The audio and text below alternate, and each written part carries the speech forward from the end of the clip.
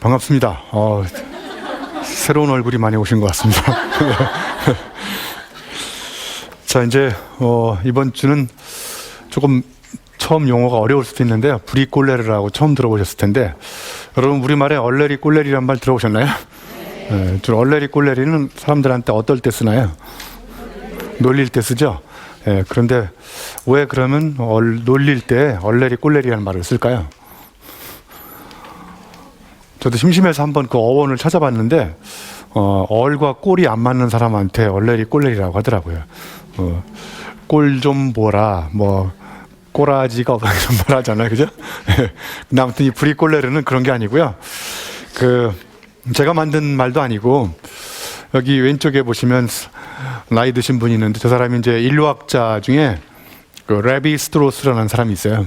그 중에 이제 저분이 쓴 책 중에 우리말로 번역된 책이 몇 권 있는데, 야생의 사고라고, 거기에 보면 이제 여러분 그 미술 시간에 꼴라주 기법 이런 거 해보신 적 있으시죠? 예, 거기서 나온 거거든요. 그러니까 이제 브리꼴레르는 뭐냐면 이분이 아프리카에 가서 이렇게 사람들을 관찰해 봤더니 건축에 대한 사전 지식이 없는 사람들인데 집을 주변에 가용한 도구를 가지고 뚝딱뚝딱 해가지고 집을 짓는 걸 봤어요. 예? 그래서 이제 아주 쉽게 얘기하면, 여러분 혹시 맥가이버 아세요? 맥가이버를 아시는 거 보면 연세가 어느 정도 되신 분들이고. 네. 그 맥가이버가 문제 상황을 탈출할 때 어떻게 탈출하나요? 책상에서 이렇게 매뉴얼을 찾은 다음에 공부를 한 다음에 가서 현장으로 가나요? 아니면 어떻게 해요?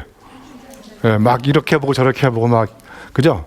그래서 이 브리꼴레르라는 개념은 이제 현재 가용한 지식이나 도구를 가지고 나한테 주어진 문제를 임기응변력, 뭐 어떤 즉흥적 판단력, 뭐 이런 걸 가지고 문제 상황을 탈출하는 이런 사람들을 이제 브리꼴레르라고 합니다. 그래서 우리말로 번역하기가 뭐 적당한 말이 없어서 제가 그냥 브리꼴레르라고 했는데, 자, 여기 예를 들면 이게 훌라후프잖아요. 예, 훌라후프가 이렇게 몸에 붙어 있을 때는 운동 도구인데, 예? 훌라후프 사장님이 이제 훌라후프가 더 이상 안 팔려서 아이디어를 냈어요. 차를 타고 지나가다가 밭에 있는 비닐하우스를 본 거예요. 그래서 이제 아이디어가 떠오른 거야. 쟤를 좀 크게 만든 다음에 반을 잘라가지고 어디다 팔아먹어요? 비닐하우스 지대로 쓰면 되겠구나, 이런 생각을 한 거예요. 그러니까 이걸 이제 전문 용어로 용도 변경이라고 합니다. 똑같은 도구인데 상황과 맥락, 문제 상황에 따라서 얘가 이때는 이렇게 쓰고 저 때는 저렇게 쓰고. 자, 예를 들면 이게 레이저 포인터거든요. 근데 제가 맥주를 따먹으려고 하는데 오프너가 없어요. 그럼 뭐 이로 따도 되지만 이가 상할 것 같아서 얘를 맥주 따먹는 오프너를 이렇게 쓰는 거예요. 그러니까 얘 원래 용도는 레이저 포인터였는데, 그러니까 브리꼴레르가 갖고 있는 가장 중요한 특징이 뭐냐면, 자기의 협 앞에 있는 주어진 도구나 지식이나 이런 것들을 원래의 목적대로 그대로 쓰지 않고, 그대로 쓰는 경우도 있지만 현재 내가 갖고 있는 지식이나 도구가 한계가 있잖아요. 문제는 저렇게 발생했고, 그러니까 문제와 이 도구를 끊임없이 대화를 시켜요. 그래서 얘를 이 문제 상황에 맞게끔 변형해가지고 적용해서 주어진 문제를 해결하는 이런 인재들을 브리꼴레르라고 하는 거예요. 이때 이해가 잘 안 가시는 것 같아요, 그죠? 저기 방망이가 있는데 여러분, 방망이하고 몽둥이가 어떻게 차이가 있는지 혹시 아세요? 어떤 걸 몽둥이라고 그러고 어떤 걸 방망이라고 그래요. 네, 여러분 개념이 없으신 것 같아요. 네, 방망이는 태어날 때부터 목적과 용도가 정해져 있어요. 얘는 빨래 방망이, 빨래할 때 쓰고, 야구 방망이는 야구할 때. 몽둥이는 정해져 있지가 않아요. 엄마가 급하면 아무거나 집어주고 몽둥이를 쓸 수 있거든요. 네? 이렇게 정해진 용도를 다른 방식으로 자유자재로 변형해서 쓰는 이런 사람들을, 이런 인재들을 브리꼴레르라고 합니다. 그래서 저기 영어로 북스마트하고 스트릿 스마트라고 써 있는데, 북스마트는 뭐냐면 말 그대로 책상에 앉아서 공부를 열심히 해가지고 머리는 스마트해요. 네? 그런데 실제 현실에 나가서 주어진 문제나 이런 걸 해결하는데 잘 해결할 수 없는, 머리는 똑똑하나 문제 해결력은 없고, 왜냐하면 실제 해본 게 없으니까. 그거에 약간 대조되는 말이 이제 영어로 스트리트 스마트라고 나와요. 그러니까 길거리에서 막 넘어지고 자빠지고 이런 것도 해보고 저런 것도 해보고 그러면서 이제 몸으로 체험적으로 많이 깨닫게 된 거예요. 아, 이렇게 하면 되는구나. 예? 저도 학위를 받고 석사 박사를 받고 S기업에 가서 5년 동안 근무하면서 깨달은 게 있어. 아, 석사가 돌석사일 수도 있겠구나. 아, 박사가 돌을 갈다 얇아지면 열불 박자가 될 수 있겠구나. 책상에서 공부 열심히 했으나 책상에서 공부한 지식이 현실을 변화시키는데 다 그런 건 아니지만 무력하다는 것을 뼈저리게 깨닫게 됐어요. 그래서 이 세상을 바꾸는 정말 진짜 지식인이 어떤 지식인일까? 인재는 어떤 인재여야만 우리 현장의 변화를 시킬 수 있는 그런 실전형, 체험적 인재가 될 수 있을까? 이런 걸 이제 고민하다가 제가 이제 레비 스트로스라는 그런 인류학자에서 아이디어를 얻어가지고 이렇게 이제 책을 쓰게 된 거예요. 자, 그래서 오늘은 첫 번째 전문가. 그래서 제가 이제 관심은 앞으로 우리 사회를 이끌어갈 여러분 아이 자제분들도 다 전문가로 키우고 싶죠? 네. 근데 전문가의 정의는 전문적으로 문외한인 사람이 전문가인 건 아세요? 그러니까 옛날처럼 한우물을 팔아 이거는 진리지만 앞으로의 전문가는 한우물 파다가 매몰될 수도 있다. 그러니까 한우물 파는 건 진리지만 옆으로도 파봐라. 그럼 옆에 전문가가 또 있잖아요. 그 사람하고 자꾸 만나는 거예요. 공부는 망치다 전 시간에 제가 소통과 공감, 연결과 협업, 융합 이렇게 자꾸 하라는 이유도 내 걸 갖고 있을 때 다른 사람 거하고 만나서 자꾸 접목을 시켜서 또 다른 지식을 끊임없이 만들어내는. 응? 그래서 그런데 우리 사회 전문가들이 많은 위기를 갖고 있어요. 문제가 있어요. 그런 위기의 실상에 대해서 잠깐 이야기해 보고요. 그래서 이제 앞으로 우리 사회를 이끌어갈 융합형 인재, 특히 4차 산업혁명이 오면서 이제 나 혼자 내가 갖고 있는 전문성만 갖고 안 되기 때문에 예를 들면 기업으로 따지면 다른 기업과 또 다른 기업 이렇게 자꾸 융합, 협업하고 사람과 사람이 협업하고 그래서 지식과 지식 이런 것들이 계속 만나서 제3의 지식을 끊임없이 만들어내는 이런 융합형 인재. 앞으로 여러분의 자제분들도 저런 인재들이 좀 길러져야 될 것 같아요. 그래서 그런 융합형 인재인 브리꼴레르가 어떻게 지식을 창조하는지 간단하게 제가 예를 몇 가지 들어보려고 해요. 예? 그래서 지식의 연금술사가 또 브리꼴레르라고 보시면 돼요. 예? 여러분들도 여러분만의 지식을 만들어내고 싶지 않나요? 예. 안 만들어내고 싶으신가 봐요.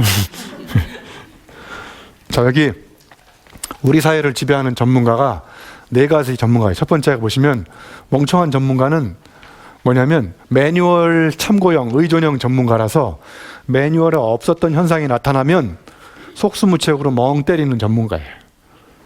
저런 전문가 진짜 많아요. 두 번째 전문가는 좌정관천이 뭔지 아시죠? 한우물 파다가 매몰된 우물 안의 개구리처럼. 예? 그래서 답답한 전문가. 자기 분야 이외에는 전문가가 아닌. 예? 밥맛 없는 전문가가 제일 문제예요. 근데 왜 저러냐면 저 사람은 머리는 스마트한데 가슴이 따뜻하지가 않아요. 왠지 이렇게 보면 재수없어 보여요. 밥맛이 없어 보이고. 저 사람들을 싸가지 없는 전문가라고도 그래요. 네? 저게 우리 사회에 공감 능력이 없는 전문가가 생기기 때문에 저런 거예요. 네 번째는 무늬만 전문가는 뭐냐면 전문가인 것처럼 행세하는 사람이에요. 근데 실제 따라가 보면 전문가가 아니에요. 여러분 이런 말 하죠. 전문가에 따르면. 따라가 봤더니 전문가가 아니에요. 이런 겉만 전문가인 사기꾼. 그래서 이런 전문가들이 행세하는 시대에 진정한 전문가가 누구인지를 잠시 서두에 한번 생각해보는 시간을 제 이야기를 하나 해드릴게요. 제가 2007년도에 교통사고가 나가지고 2007년 4월 11일 그래서 그걸 4.11 사태라고 그래요. 저 집에 이제 학교에서 집에 가다가 잠깐 졸다가 중앙분리대를 들이받고 제가 진짜로 갈비뼈 이쪽에 7개 부러졌어요. 여기 5개 부러지고. 그래서 제가 사하라 사막에서 마라톤을 뛴 이유도 이게 40도에서 부러진 뼈가 견디는지 실험하러 갔다 온 거예요. 네? 지금 이렇게 재미나게 얘기하지만 그 갈비뼈 이게 부러져가지고 이제 갈비뼈 전공 의사가 누구예요? 갈비뼈를 전문적으로 보는 전문가가 누구예요? 흉부외과 의사.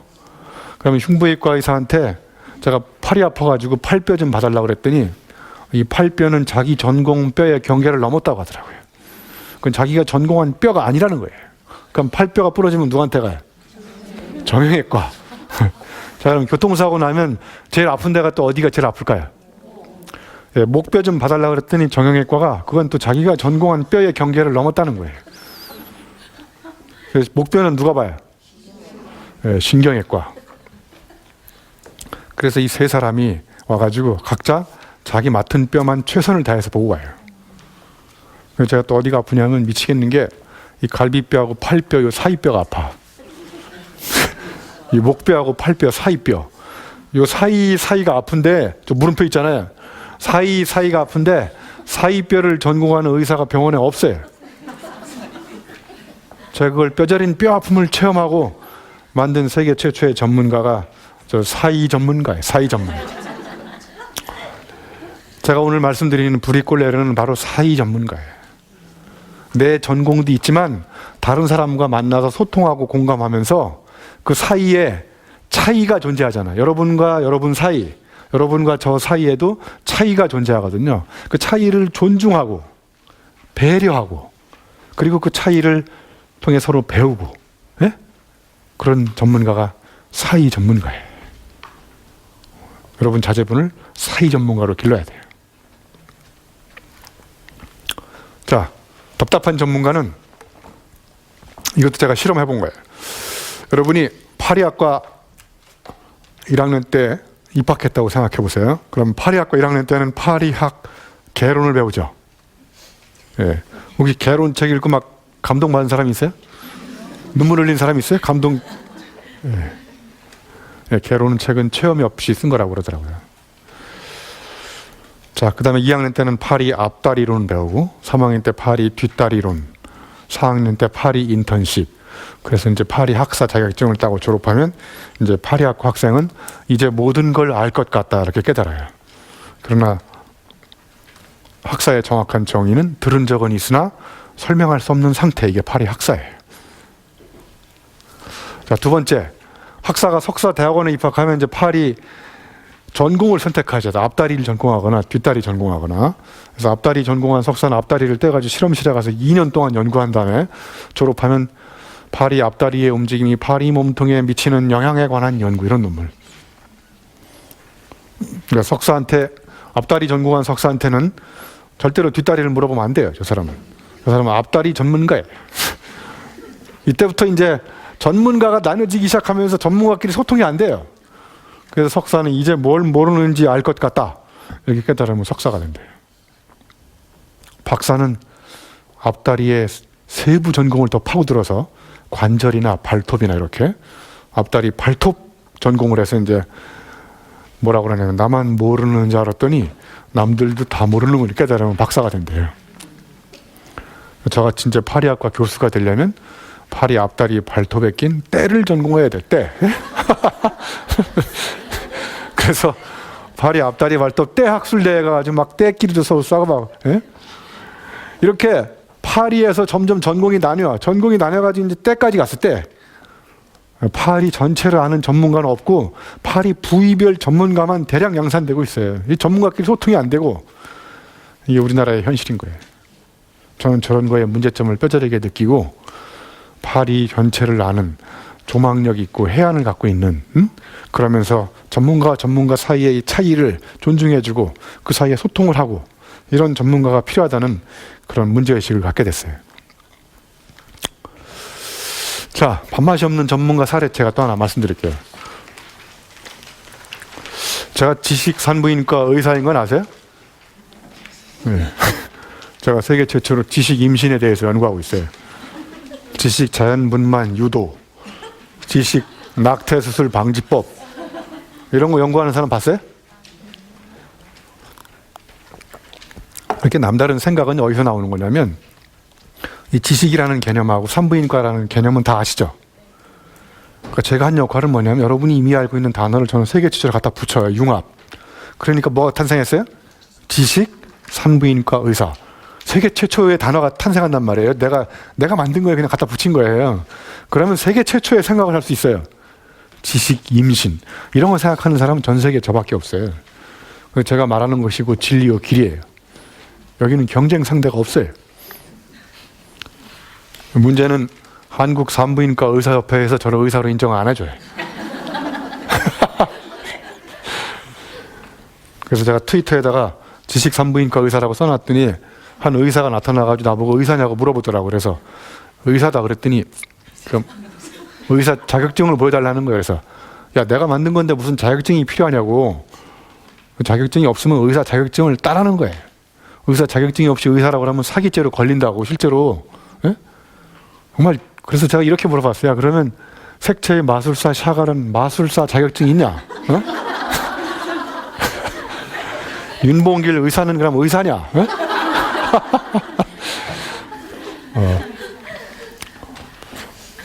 이렇게 정말 우리 주변에 진짜로 있었던 사건이에요. 예?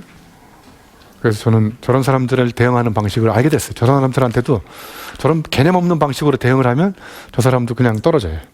예. 그래서 어이없다는 듯 조용해졌어요. 그래서 그 친구가 저보고 어쨌든 당신은 의사가 아닌데 의사라고 사기를 쳤기 때문에 대중을 상대로 저보고 공개 사과하라고 하더라고요. 예? 그 제가 공개 사과를 이렇게 했어요. 이게 공개 사과예요. 공개 사과. 예? 그랬더니 더 이상 나하고 얘기하고 싶지 않다는 거예요. 예? 이런 게 바로 재수없는 전문가 사례예요. 예? 예. 진짜로 우리 주변에는 자기 분야의 세계 최고의 전문가지만 다른 사람의 전문가가 하는 일에 대해서 하등의 마음을 열지 않고 화살을 날려가지고 그 전문가한테 산산조각, 꾸는 꿈을 산산조각 내버리고 가슴에 상처를 내는데 전문가적인 기질을 발휘하는 사람, 이런 사람이 우리 사회의 가장 심각한 재수없는 전문가, 밥맛이 없는 전문가예요. 예? 이런 전문가가 왜 생기는지 아십니까? 예, 타인에 대해서 관심도 없고 내가 하는 일 이외에 타인이 하는 일에 대해서 알려고 하는 열린 마음이 없어요. 예? 자, 이게 르네 마그리트라고요. 벨기에의 초현실주의 화가가 데페이즈망이라는 기법을 개발했어요. 이게 브리콜레르가 지식을 창조하는 방법이에요. 익숙한 이미지를 이렇게 갖다 붙이면 그 낯선 융합이 탄생하는 걸 전문 용어로 데페이즈망이라고 해요. 여러분도 이거 한번 봐보세요. 공하고 개하고 사과를 따로 떨어져 있을 때는 익숙하죠? 다 아시는 거죠? 근데 갖다 붙이니까 세계 최초로 공개 사과라는 이미지네이션이 탄생한단 말이에요. 그러니까 모든 창조는 익숙한 걸 낯설게 보여주는 거예요. 모든 예술가가 하는 게 뭔지 아십니까? 다 아는 거예요. 그런데 세계 최초로 익숙한 걸 낯설게. 그게 창작이에요. 창조는 다 그렇게 하는 거예요. 자, 여긴 제가 생략하고요. 제가 이제 브리콜레르를 길러내기 위해서 설립한 대학이 드리대학교라고 있어요. 4년제 정규대학에서 가르칠 수 없는 교과목을 제가 개발해서 저질러학과. 예. 세상을 바꾸는 사람은 앉아서 위대한 생각, 아이디어를 많이 낸 사람이 세상을 바꾸지 않아요. 나가서 작은 실천이라도 진지하게 반복하는 사람, 이런 사람들을 길러내려고 그래요. 제가 실제로 조만간에 오픈할 거예요. 드리대학교에 부속 고등학교도 있어요. 아님 말고라고. 네, 중학교는 들이대는 중, 네, 초등학교는 애당초, 유치원은 동심원, 이런 거 다 제가 만들 거예요. 네? 어느 목욕탕 간판에 가면 이런 말이 써 있어요. 사람은 다 때가 있는 법이다. 네? 여러분, 아이가 재능의 꽃이 필 때가 옵니다. 어떤 아이는 봄에 꽃이 피어야 되고 어떤 아이는 가을에 꽃이 피어야 되는데, 가을에 꽃이 핀 아이를 또 봄에 꽃이 핀 아이하고 비교해가지고 학원 더 보낸 다음에 봄에 꽃이 피게 만들어버려요. 그러면 그 아이는 꽃 피고 나면 그냥 져버려요. 예? 예, 제가 아는 친구가 만든 이태리 때타올 선물이에요. 다 때가 있다. 예. VIP용 때타올은 금색으로 만들었어요. 다 때가 있다 그렇게. 예? 세상을 바꾸는 아이디어는 작은 아이디어인데 재밌잖아요. 예? 자, 저 할리 데이비슨 오토바이 광고 아시는데, 남자가 저 바깥에 있는 오토바이를 보고 이렇게 얘기해. 아, 저거 내가 영어로 써 있어요. Someday, 언젠가 I will do it someday. 언젠가 저거 탈 거야. Monday, Tuesday부터 Sunday 안에 someday라는 요일이 있어요, 없어요? 없잖아요. 여러분 전화하고, 야, 우리 언제 한번 밥 먹자. 언제 한번 밥 먹은 사람? 없잖아요. 여러분, 이 세상에서 톨스토이가 3가지 질문이라는 책을 썼어요. 이 세상에서 가장 소중한 시간은 언제예요? 지금. 이 세상에서 가장 소중한 사람은 누구예요? 내 곁에 있는 사람. 예. 그리고 이 세상에서 가장 소중한 일은 뭡니까? 내 곁에 있는 사람한테 뭔가를 하는 것. 이게 가장 소중하다는 거예요. 그러니까 인생을 행복하게 사는 방법은 지금 이 순간 내 곁에 있는 사람한테 뭔가를 하면 그 사람이 좋아하고 행복해 하잖아요. 그러니까 나도 덩달아 행복해지고. 내일 운동하겠다는 사람 내일 운동합니까? 비가 오니까 비가 나를 보호하사 내일부터 해야지. 운동하기로 결심하셨으면 비가 오나 마나 나가서 운동하시면 거기 비 오는 날 뛰는 미친 사람들이 많아요. 비 맞으면서 운동해 보셨어요? 저는 제주도에서 100km 마라톤을 뛴 적이 있어요. 100km 마라톤 뛰어보셨어요? 100km 마라톤을 뛰었는데 고백하면 음주 마라톤 뛰었어요. 저는 100km 마라톤을 3일 동안 내내 1등하는 사람은 목적지, 출발지와 목적지밖에 안 보이지만 저같이 뒤에서 제주도 풍광을 경험하면서 뛰는 사람들은 그 아름다운 광경을 다 볼 수가 있는 거예요. 그러니까 우리가 빨리 목적지에만 가는 게 상책이 아닌 거예요. 가면서 경치도 감상하고, 좀 법에 위반되지만 막걸리도 한 잔 마시고, 이런 건 나중에 TV에서 좀 안 나오게 해주시면. 자, 아무튼 언젠가는 없다. 그러니까 이 세상에서 가장 소중한 거는 지금이다. 그러니까 여러분 지금 여행을 떠나시고 지금 운동하시고 지금 옆에 사람한테 전화하시고 지금 맛있는 거 드시고 내일 여러분 제 강의를 너무 감동적으로 듣고 나가시다가 죽을 수도 있어요 진짜로. 그러니까 지금 이 순간 재밌게 강의 들으시고 재밌으면 크게 웃어주시고 박수도 막 여기에 떠나도록 치시고 박수 칠 날도 며칠 안 남았어요 지금. 제가 쓴 글씨예요. 완벽한 때를 기다리다 몸에 때만 낍니다. 교보문고 간판에 한때 이런 말이 붙은 적이 있어요. 지금 내 곁에 있는 사람, 내가 만나는 사람, 내가 자주 가는 곳, 내가 읽는 책이 너를 말해준다. 거꾸로 얘기하면 당신이 브리콜레르가 되려면 세 가지를 해봐야 된다는 거예요. 첫 번째, 내 곁에 있는 사람이 자꾸 바뀌어야 된다는 거예요. 다른 사람을 만나야 된다는 거예요. 여러분이 1년 전에 만났던 사람과 2년 전, 3년 전에 만났던 사람을 바꾸지 않고 인간관계가 똑같으면 관계 속에 있는 인간은 바뀔 가능성이 없다는 거예요. 여러분 그리고 1년 365일 계속 가보는 데만 가보면 여러분의 행동 반경이 안 바뀌니까 여러분의 체험이 안 바뀌는 거예요. 그러니까 우리가 나를 바꾸는 방법은 안 가본 데를 자꾸 가봐야 된다는 거예요. 그 생물학적으로요, 그 움벨트라는 전문 용어가 있어요. 움벨트. 그게 뭐냐면 풍뎅이가 사는데 얘는 요 우물을 벗어난 적이 없어요. 평생. 그 얘가 생각하는 주관적 인식의 세계는 여기가 세상의 전부라고 생각하는 거예요. 그런데 얘가 어느 날 갑자기 여기서 딴 데로 가봤더니 난생 처음으로 어떤 세상을 알게 된 거예요? 다른 세상이 있다는 걸 알게 된 거예요. 그러니까 여러분이 지금 여기를 자꾸 떠나봐야 다른 걸 만날 수 있다는 거예요. 여러분이 태어나서 돌아가실까 대구를 떠나본 적이 없을 수는 없겠지만 그렇다면 대구가 세상의 전부라고 생각하면 살 수 있다는 거예요. 자, 마지막 여러분이 읽는 책.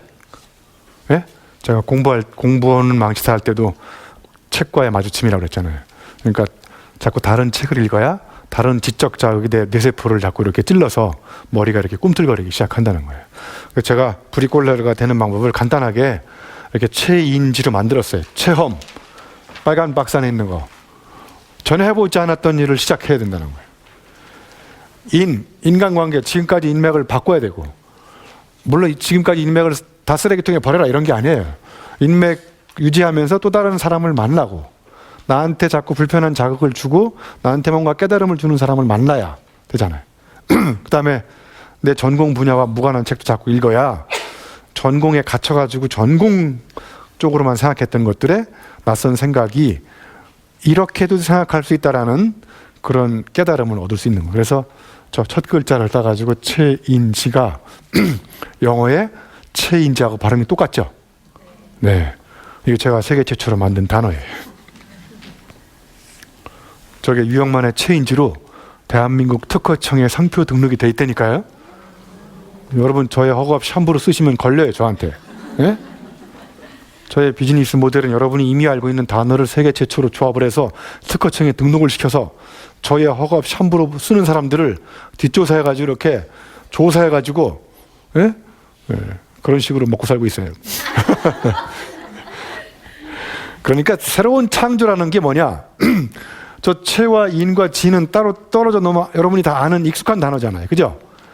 그런데 제가 이렇게 세계 최초로 갖다 붙인 거예요. 그러니까 거기서 낯선 생각이 시작되는 거고. 그러니까 브리콜레르가 바로 뭐 하는 사람이냐면 익숙한 지식, 익숙한 단어, 익숙한 도구를 낯선 방식으로 끊임없이 조합을 해보고 편집해보고, 그래서 거기에 새로운 의미를 부여하고, 그래서 뭔가 기존과 색다른 지식을 자꾸 이렇게 창조하는 융합형 인재나 지식의 연금술사, 이게 저는 브리콜레르라고 생각해요. 저긴 넘어가고요. 그래서 제가 또 하나는 천지인은 이런 걸 만드는 적이 있어요. 인간이 지는 땅에서 경험하는 것, 그죠? 그 다음에 천은 하늘로 향하는 욕망. 여러분도 다 뭔가 해보고 싶은 욕망이 있지 않습니까? 꿈과 목표가 있고, 그죠? 그 다음에 여러분이 그 꿈과 목표를 달성하기 위해서 공부하는 지식이 있죠. 그 다음에 해보는 체험이 있고, 예. 그러니까 이 땅에서 경험하는 모든 것은 하늘로 하늘이 바로 목표나 지향하는 꿈이니까 그 꿈의 세계로 가기 위해서 내가 땅에서 경험하는, 공부하는 모든 것을 다 체험이라고 생각하시면 돼요. 그런데 제가 저걸 만드는 이유는 한 인간의 창의성은 여러분이 땅에서 경험하는 것의 총합을 전문 용어로 교양의 두께라고 그래요. 이 교양의 두께가 두꺼운 사람이 창의력이 더 뛰어날 수 있다는 거예요. 자, 우리가 아이디어의 정의를 뭐라고 그러냐면, 아이디어의 정의는 간단하게 얘기하면 기존의 것의 새로운 조합, 이게 아이디어예요. 여러분 주변에 아이디어 많은 사람의 특징을 한번 잘 봐보세요. 기존의 것은 뭐냐면요, 내가 이제까지 땅에서 경험한 모든 경험의 총합을 기존의 것이라고 그래요. 책 읽은 거, 영화 본 거, 사람 만난 거, 장사하다 말아먹은 체험, 어디 산에 가본 거, 이런 체험의 두께가 두꺼운 사람이 기존의 것이 풍부한 사람이에요. 이게 창의적인 데이터베이스에 들어있는 창의성의 원료야. 그 다음에 새로운 조합은 뭐냐면 이 기존의 것을 가지고 이렇게도 섞어보고 저렇게도 섞어보고, 그러니까 뭐냐면 창의력의 핵심은 기존의 것이 많은 사람이어야만 새롭게 조합할 가짓수가 많아진다는 거예요. 기존의 것이 없는 사람을 데려다가 계속 창의력 향상시키는 기교 기법을 가르치면 창의력이 늘어납니까? 안 늘어나니까 나올 게 없잖아요, 안에서. 그러니까 김이 나오는 거예요. 나올 게 없으니까. 예? 김이 나오는 이유를 알겠죠, 이제? 나올 게 없으니까 쥐어짜니까 김이 모락모락 나는 거예요. 자, 그래서 제가 지식을 만드는 방법이 여기 보시면 1번에는 개념이 있고요, 2번에는 이미지, 3번에는 비디오, 4번에는 오디오. 우리 주변에 보면, 자, 예를 들면 여러분 최근에 영화 뭐 보신 거 있나요? 그 영화를 보시고 저는 꼭 항상 하는 습관이 있어요. 영화를 보고 명대사가 있으면 그걸 한 두세 정도 뽑아요. 두세 가지. 그래서 그거를 파워포인트 자료를 이렇게 만들어서 강연할 때 써먹기도 하고, 그 명대사를 또 책을 쓸 때 인용하기도 하고. 예를 들면 아까 리스본행 야간 열차에서 인생 최고의 감독은 우연이다. 자, 그 말이 너무나 가슴에 와닿아가지고, 여러분하고 저도 오늘 우연히 만났잖아요, 그죠? 우연히 마주친 가운데서 새로운 깨달음, 뉘우침도 얻게 되잖아요, 그죠?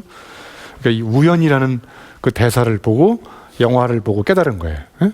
그 명대사를 편집해가지고 메시지를 만들고, 개념, 예? 그 장면이 나오는 영화의 이미지를 따가지고 그 장면이 나오는 영화를 편집하고. 그러니까 세상에는 지식이라는 것이 이미지로 존재하기도 하고, 공개사과 이런 것처럼 메시지, 책에 있는 그 글 있잖아요, 그걸 메시지, 문장으로 존재하기도 하고, 텍스트로. 그 다음에 노래, 소리. 여러분 노래 들으면 가사가 정말 심금을 울리는 거 많지 않습니까? 그 가사만 잘 봐도 너무나 많은 깨달음을 얻을 수 있잖아요. 오디오, 그 다음에 비디오. 그래서 이 네 가지가 서로 뒤섞이면서 엄청난 지식들이 끊임없이 창조되는 거예요.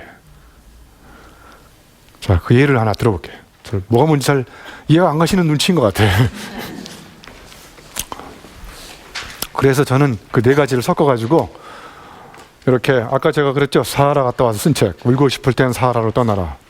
이 책을 썼는데 또 밥맛 없는 놈이 나타나가지고 악플을 달더라고요. 왜 꼭 사하라까지 가서 울어야 되냐고. 그래서 안 가면 될 거 아니냐고 이렇게 해서 바로 차단시켰어요. 아무튼 제가 책을 쓰는 방법은 기존에 이미 있는 오디오, 비디오, 이미지, 메시지를 편집, 가공해서 저의 목적의식을 섞어가지고 이렇게 책을 쓰는 거예요. 그래서 아무튼 이렇게 책을 열심히 써서 정말 자꾸 유명해지니까 자꾸 정치권에서 유혹이 와요. 정계 진출을 하지 않겠냐고. 여담이지만 저는 정치권에 진출할 수가 없어요. 관심도 없지만. 왜냐면 저는 청문회를 통과할 자신이 없는 사람이에요. 네. 네. 여기 지금 안 나오는데 여러분 교재에는 나와요. 독창성이란 들키지 않은 표절이다. 그래서 저는 책을 쓸 때 여러분이 주로 만져보지도 않을 만한 책에서 아이디어를 훔쳐다가 리믹스 시켜요. 그래서 새로운 창조라는 것은 오리지널은 없는 거예요. 예? 이미 있는 것을 편집, 가공해서 나의 방식으로 재가공하는 것이에요. 그래서 피카소도 그랬잖아요. 훌륭한 예술가는 카피, 베낀다. 위대한 예술가는 훔친다. 예. 제가 보니까 석사는 카피, 박사는 스틸 이런 것 같아요. 먼 데서 훔치기 때문에 안 걸리는 것 같고 박사는 가까운 데서 베끼기 때문에 석사는 석사 논문 표절에 걸리지 않나 이런 생각을.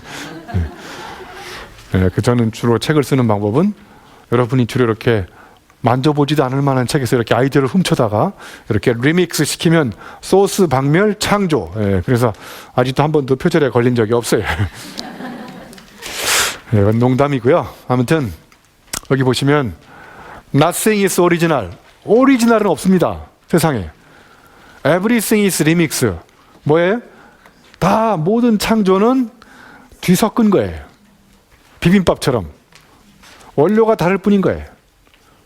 그래서 아이들한테도 창의성은 새로운 걸 생각하는 능력 이렇게 정의가 되어 있으니까 어려운 거예요. 새로운 건 없습니다. 새롭게 보일 뿐인 거예요. 예? 그래서 누가 원료가 풍부하냐? 원료가 바로 뭐냐?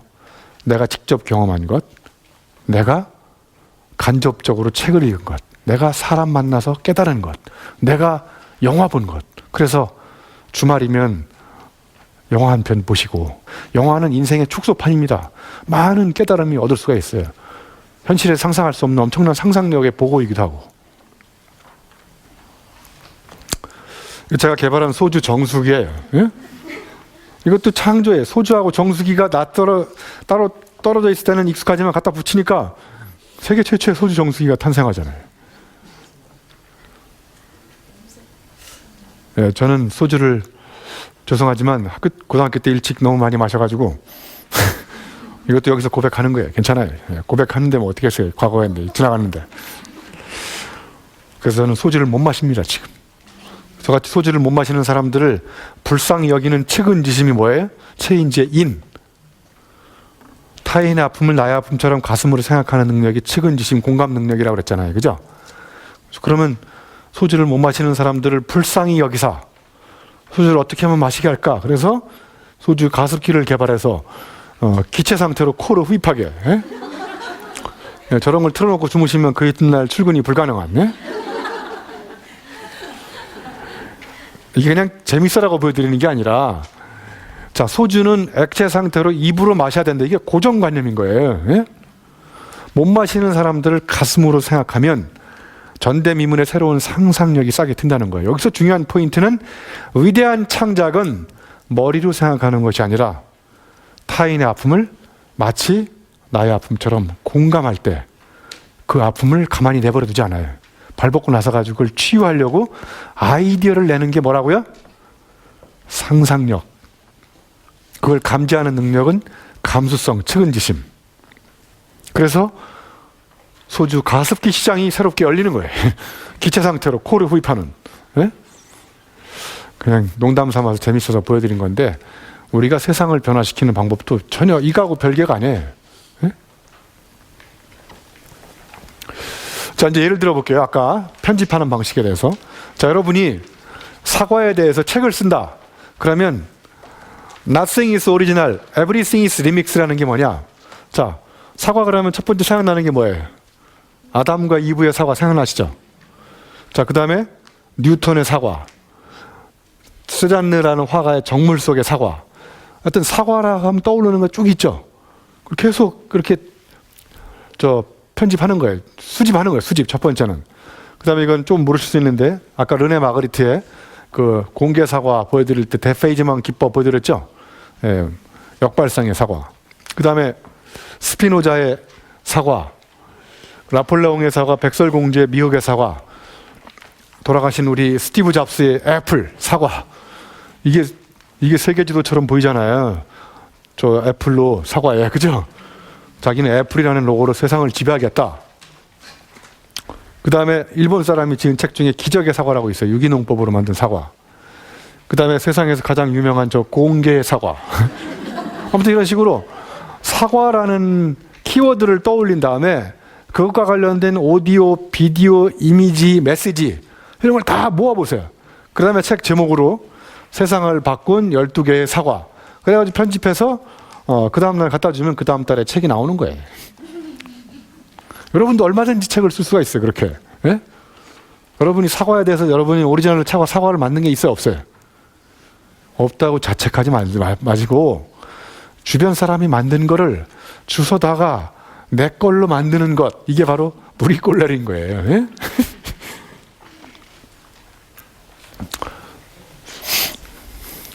자, 이제 그 르네 마그리트 말고요.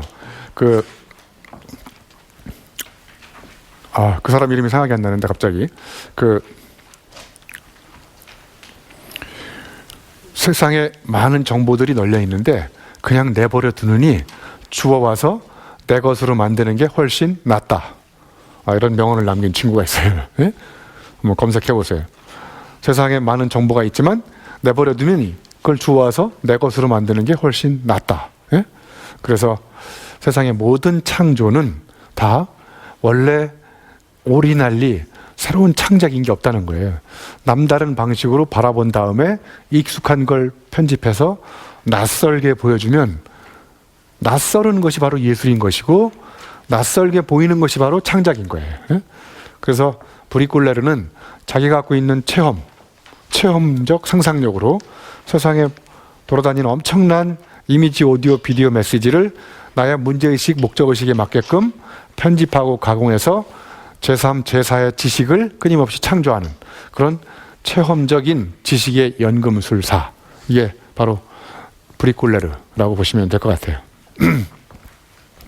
자, 여러분, 초보자에게 주는 조언이라는 엘렌 코트라는 시가 있어요. 여기 다 잊어버려도 좋고요. 저 밑에 줄에 2줄로 써 있는 거 한번 읽어보세요.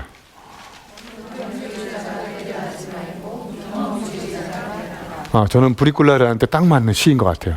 여러분도 뭔가를 계획 세우는데 완벽하게 계획 세운 다음에 완벽하게 시작하려고 하죠. 그래서 여러분 완벽하게 시작 못한 거 굉장히 많죠. 네. 시작하는 방법은 그냥 시작하는 거예요.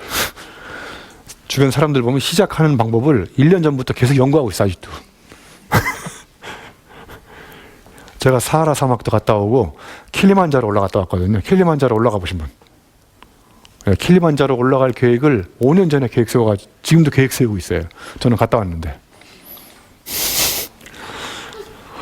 저는 킬리만자로 올라갔다 오면서 엄청난 또 체험을 했는데 그런데 이제 정말 죽을 킬자인 것 같아요. 이게 다시는 안 가려고 그래요. 올라갔다 오다 죽을 뻔한 체험을 했어요. 그래서 밤 11시에 4,700고지에서 5,800고지로 밤 8시간 사투 끝에 올라가거든요. 올라갔다 내려오다가 이런 생각이 났어요. 일단 조용필의 킬리만자로에 표본이 없다는 걸 확인했어요. 여러분, 고은 선생님의 시 중에 이런 시 아세요? 올라갈 때 보지 못한 그 꽃, 내려갈 때 보았네.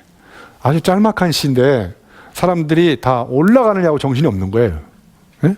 목적지까지. 아까 일본 사람이 제주도 100km 마라톤 뛸 때 출발지에서 꼬리니장까지 전속력으로 달리는 것처럼. 그런데 힘을 쫙 뺀 다음에 주변을 보니까 너무 아름다운 꽃이 널려 있는 거예요. 네? 네잎 클로바를 찾으려고 주변에 세잎 클로바가 많은 걸 계속 짓밟고 다니는 거예요. 네잎 클로바 언제 발견해요? 세잎 클로바는 행복인 거고 네잎 클로바는 행운이에요. 그러니까 행복을 막 짓밟고 다니다가 행운을 죽을 때 찾은 거예요.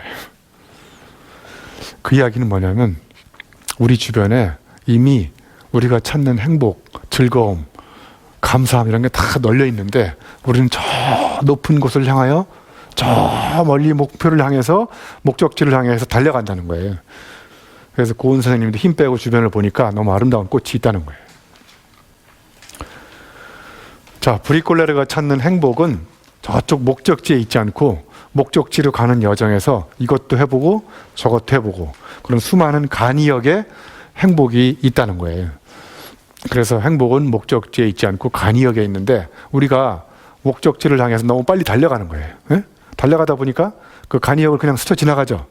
지나가니까 행복이 없는 것처럼 느껴지잖아요. 여러분 혹시 기차를 타고 가시다가 예전에 완행열차 많았잖아요.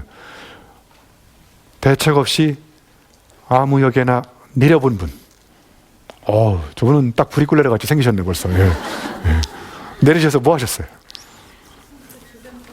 네, 거기. 네. 그러니까 우리는 살아가시는 동안 대책 없이 아무 역에나 내리면 대책이 생겨요.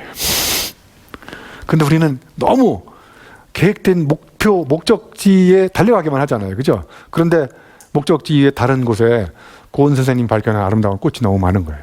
제가 이제 킬리만자로 얘기한 이유는 저도 올라갔다 오다 내려올 때 그 시가 생각이 나가지고 그 시를 읊었는데 그 시가 잘못됐다는 걸 알게 됐어요. 체험적으로.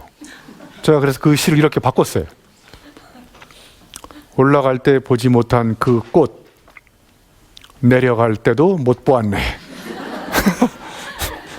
밤 11시에 이게 그 잠을 안 자고 올라가다가 이제 5,800고지에 올라가서 내려오는데 졸려 죽겠는 거예요. 그래서 그 세르파와 같이 내려오는데 잠깐 짬을 내가 졸다가 내려오고. 그래서 제가 고은 선생님한테 꼭 여쭤보려고 혹시 안 올라가 보시고 시를 쓰셨는지. 제가 올라갔다 내려오다 보니까 그 시가 잘못될 수도 있다 이런 걸 깨닫게 된 거예요. 그래서 저기 완벽주의자가 되지 말고 경험주의자가 되라는 이유도 우리가 살아가는 동안 정말 경험을 통해서 엄청난 걸 깨달을 수 있는데 우리는 경험을 하지 않고 완벽한 계획을 세우다가 시간을 다 보낼 수 있다는 거예요. 제가 아까 드리대학교를 만들려고 하는 것도 세상을 바꾸는 방법은 앉아서 위대한 생각을 하는 것도 필요하지만 너무 오랫동안 우리가 준비를 할수록 준비를 거듭할수록 준비한 것을 실제 실행할 때가 되면 이미 때가 지나가 버린. 예? 그래서 제가 보기에 일단 해보고 안 되면 다시 하고 그래서 안 되는 이유를 해봐야 알 수 있다는 거잖아요. 그래서 아리스토텔레스도 우리가 배워야만 알 수 있는 것을 하면서 배운다 이런 유명한 명언을 남겼어요. 배워야 할 수 있는데 어떻게 한다고요? 하면서 배울 수 있다는 거예요. 그래서 우리 브리콜레르가 세상을 바꿔나가는 방법은 책상에 앉아가지고 공부를 많이 한 다음에 나가서 세상을 바꾸는 것도 방법이지만 실제로 어느 정도의 알미 쌓이면 나가서 해보고 내가 책상에서 배웠던 깨달음이 이렇게 해서는 안 되는구나, 이렇게 하면 되는구나 이런 실제 체험적 깨달음이 몸에 각인이 되는 거예요. 예? 그래서 진짜 브리콜레르가 세상을 향해서 깨달아가는 과정은 책상에 앉아서 머리로 하는 것이 아니라 직접 나가서 몸을 움직인다는 것. 그래서 예를 하나 들어볼게요. 제가 경기도 파주에 가면 중소기업의 금고회사가 있는데 이 회사가 전 세계에서 유명한 금고회사예요. 이 회사의 회장님은 금고를 다 열어버려요. 실제로 미국 함대에서 20년 동안 열리지 않았던 금고도 열어버렸어요. 이 회장님이. 어떻게 열었는지 여러분들 위해서 제가 금고 여는 노하우를 전격 공개해 드리도록 하겠습니다. 자, 어떻게 하냐면 요렇게 저렇게 요렇게 금고를 열었어요. 네? 금고 여는 노하우를 매뉴얼로 만들었어요. 책을 썼는데 책에 뭐라고 써 있어요? 요렇게, 저렇게, 이렇게. 이분은 금고 여는 노하우를 책상에 앉아서 머리로 배운 게 아니라 금고의 원리를 이렇게 손으로 빨아들인 거예요. 그래서 손의 미묘한 감각의 차이로 금고를 다 열어버려요, 진짜로. 여러분이 김치 담그는 매뉴얼을 만들어가지고 딸내미한테 시집 보낼 때 선물로 줬어요. 딸내미 시집 선물로. 딸내미가 엄마가 준 매뉴얼대로 시집 가서 김치를 그대로 담갔어요. 김치 담갔는데 엄마의 김치 맛하고 딸내미가 담근 김치 맛하고 맛이 똑같아요? 그 맛의 차이가 무슨 맛의 차이라고 그래요? 머리 맛의 차이라고 그래요? 여러분, 지식은 그러니까 머리에 들어있는 게 아니라 손, 몸에 채워져 있다는 거예요. 여러분의 지식은 손에 들어있는 거예요. 머리 맛의 차이라고 안 하거든요. 손맛에 들어있는 지식을 배우려면 어떻게 해야 돼요? 책상에 앉아서 손 잡고 있어요? 손을 엄마처럼 엄마하고 장기간 합숙훈련하는 수밖에 없어요. 이렇게도 해보고 맥가이버처럼 저렇게도 해보고. 대장금 드라마에 보면 장금이가 한상홍이한테 밥을 할 때 물을 얼만큼 넣을까요? 자작하게. 고춧가루 얼만큼 뿌릴까요? 적당히. 그거 어떻게 알아요? 적당히. 계량화 시킬 수 있어요? 네, 스승 밑에 가서 계속 해보는 거예요. 신라 호텔에 있다가 초밥을 만들다 유명해진 사람이 있어요. 서울에 가면 초밥집이 있어요. 그분은 초밥을 만들 때 밥알을 집으면 밥알이 350 밥톨이 딱 집혀. 두 번째도 350개, 세 번째도 350개가 집힌다니까요. 350개 집는 걸 매뉴얼로 만들 수 있어요? 손을 씻는다. 밥을 집는다. 아닌 것 같다. 다시 집는다. 이건 책으로 쓸 수도 없고 입으로 가르칠 수도 없고, 예? 그 초밥을 만들려면 그 주인하고 같이 장기간 합숙 훈련하는 수밖에 없어요. 4차 산업혁명이 와도 내 몸에 체화된 체험적 지혜는 그 어떤 인공지능이 발달돼도 기술이 발달돼도 초연결, 초지능 절대로 해낼 수 없어요. 그거는 인간과 인간이 만나야 됩니다. 그래서 저는 그럴수록 우리가 브리콜레르적인 기질을 가지고, 예? 그런 체험적 지혜들을 몸으로 배워야 된다고 저는 생각을 합니다. 자, 이제 브리콜레르 오행시를 읊어드리면서 마치도록 할게요. 제가 조만간에 삼행시 시집을 낼 거예요. 여러분, 시인은 많은데 삼행시 전문 시인은 없더라고요, 우리나라에. 그래서 제가 틈새 시장을 공략해서 시집이 안 팔려요, 지금 너무. 그래서 좀 출판 시장을 보고 있어요. 그래서 좀 좋아지면 삼행시 전문 시인으로 등단할 거예요. 그래서 이 세상에 있는 모든 세 글자로 된 그걸 저는 시적 상상력을 발휘해서, 여러분 상상력과 창의력을 키우는 가장 확실한 방법은 하루에 삼행시 하나씩 쓰는 거예요. 여러분 삼행시 이름으로 일단 써보세요. 여러분 삼행시를 딱 쓰는 순간 그걸 딱 보면 여러분의 어휘력 수준을 알 수 있어요. 여러분이 어휘력이 얼마나 미천한지는 삼행시에 딱 보면 여러분이 얼마나 개념 없는 사람인지 단박할 수 있어요. 그 다음에 삼행시를 지으려면 언어를 가지고 이렇게도 만들어보고 조합을 해야 되거든요. 그죠? 그러니까 여기서 촌철살인의 통찰력, 막 어휘력, 문장력 이런 게 생기는 거예요. 응? 한번 실제로 연습해 보세요. 삼겹살, 그럼 딱 보는 순간 그 삼겹살 삼행시를 잘 쓰면 삼겹살 집 사장님이 자기 주면 안 되겠냐고, 삼겹살은 평생 드시게 할 테니까 삼행시만 잘 지면 먹고 사는 데도 지장이 없어요. 예? 자, 그래서 브리콜레르, 이게 굉장히 난해한 오행시예요. 단어가 전부 다 어려워요. V가 뭘까요? 거기 여러분 읽어보세요. V.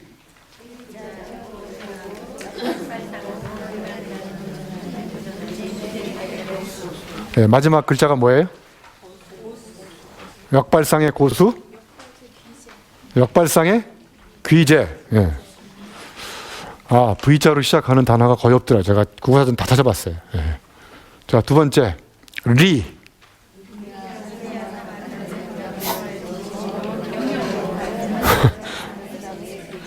네, 리가 뭐라고요? 네, 그래서 그런 리비아 사막 같은 데서도, 주어진 사막에서도 좌절하지 않고 그 상황을 난국을 타개하려고 하는 브리콜레르의 기질을 제가 표현하려고 한 거예요. 자, 그 다음에 세 번째가 뭐예요?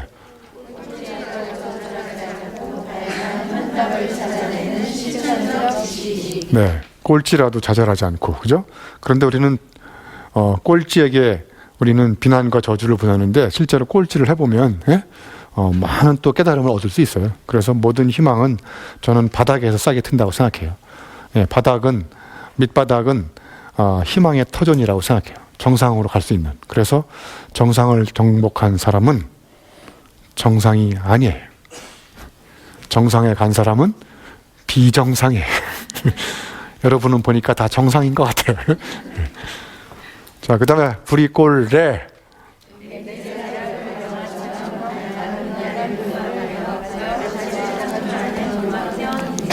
예, 융합형인재. 레미제라블 영화 보셨어요? 예. 마지막으로 르.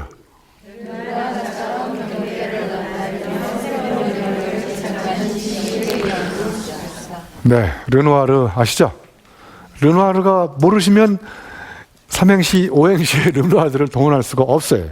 그러니까 이 브리콜레르에 동원된 5개의 시작하는 단어부터 시작해서 그 안에 들어있는 언어들의 조합을 보시면 이게 쉽지 않은 오행시라는 걸 알 수 있어요. 그런데 이렇게 한번 지어놓고 보면 브리콜레르 제가 지향하려고 했던 어떤 본질이나 그 인재의 특성들을 제가 다 담아낸 거예요.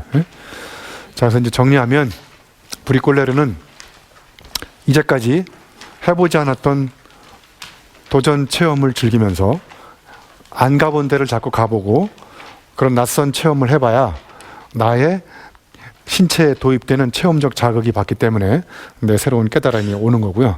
두 번째, 인간관계, 인맥을 새롭게 이렇게 바꿔나가면서 그 사람으로부터 또 많은 깨달음을 얻고, 그런데 우리는 사람을 어떤 조언을 구할 때 여러분이 주로 잘 아는 사람한테 가서 조언을 구하죠. 그러니까 여러분이 예상했고 익숙한 조언을 얻게 되니까 새로운 배움이 일어나지 않는 거예요. 그러니까 인맥의 확산을 넓혀서, 인맥을 넓히는 방법은 새로운 모임에, 동네끼 개모임은 그만하시고, 자꾸 이런 데도 와보셔서 자꾸 서로 이렇게 마주쳐 보시고, 그래서 그런 사람끼리 또 만나게 되고, 마지막에 아이한테 책만 읽게 하지 마시고 여러분 스스로 책을 읽고 TV 끄시고 여러분 스스로가 책을 읽는 모습을 보여주는 것이 리더십, 솔선수범의 가장 핵심이에요. 그러면 아이들도 엄마도 책을 읽는구나, 그래서 나도 읽어야 되겠구나. 반면교사였었잖아요. 예전에는 엄마는 책을 안 읽으면서 말이야 나한테만 책을 읽으라고 그러고. 그래서 그 세 가지를 자꾸 이렇게 바꿔나가면서, 특히 체험을 바꿔나가시면서 브리콜레르형 인재로 거듭나시고, 여러분 스스로가, 여러분 자제분들도 브리콜레르형 인재로 거듭나시면 좋겠다, 이런 생각을 해봤습니다. 감사합니다.